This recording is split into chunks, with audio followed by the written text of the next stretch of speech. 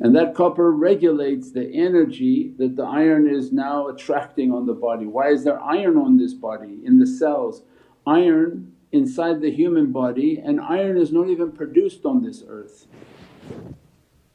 So you study Qur'an and understand iron actually comes from the sama, from outside the atmosphere of earth, and was planted onto this earth. We don't have the capacity to make an atom of iron because of the amounts, pressure and power that it produces, and that's why shaitan explodes iron to make weapons. But we're supposed to nourish iron to produce energy for ourselves. So all of what we were built was built for energy, built to produce energy, to use energy, to communicate through energy. And that's why Allah described, قَالَ الْمُؤْمِن بَيْتُ اللَّه, that Allah if you do it right, God Almighty will make your heart His home, never the brain.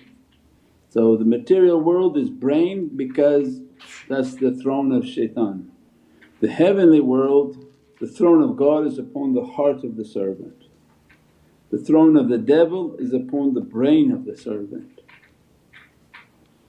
So this is the whole process. The shaykh, lock with the shaykh, attune with the shaykh until the permission comes for the shaykh to begin sending frequencies to you based on loyalty and character.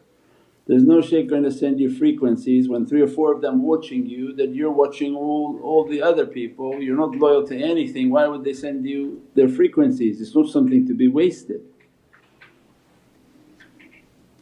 inshaAllah. As-salamu alaykum, dear Sayyidi. Wa alaykum salam wa rahmatullah. If the heart transmits divine light and the senses are its receivers, how does spiritual resonance help the seeker become like a Tesla coil, amplifying light rather than echoing the noise of the world? Yeah, when you see the Tesla coil we described before in our pyramid talks. Actually the awliya when they see other systems and how you can't explain it in words, but how they operate is like a Tesla coil. The energy that comes into their soul is transmitted through their face.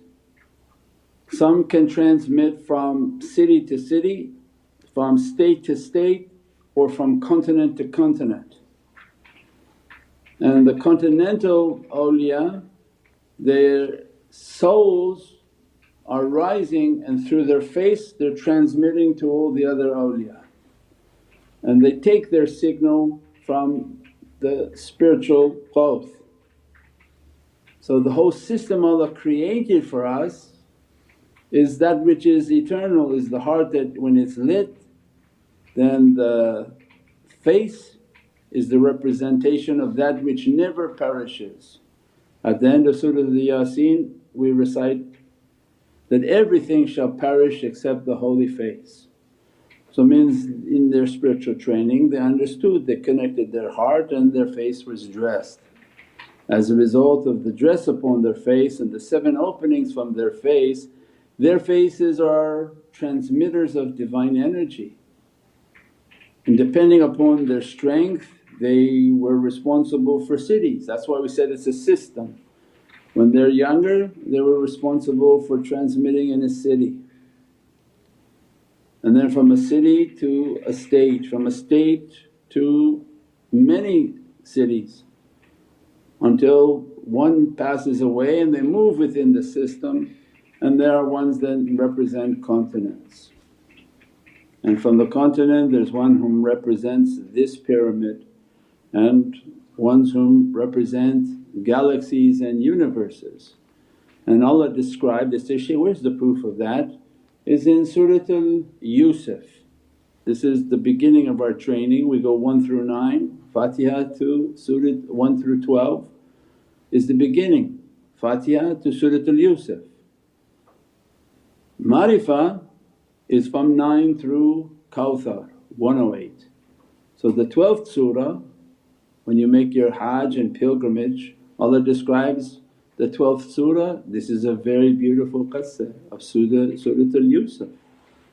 And that's the reality that Sayyidina Yusuf told his father, I reach a station in which I saw the sun and the moon bowing down to me.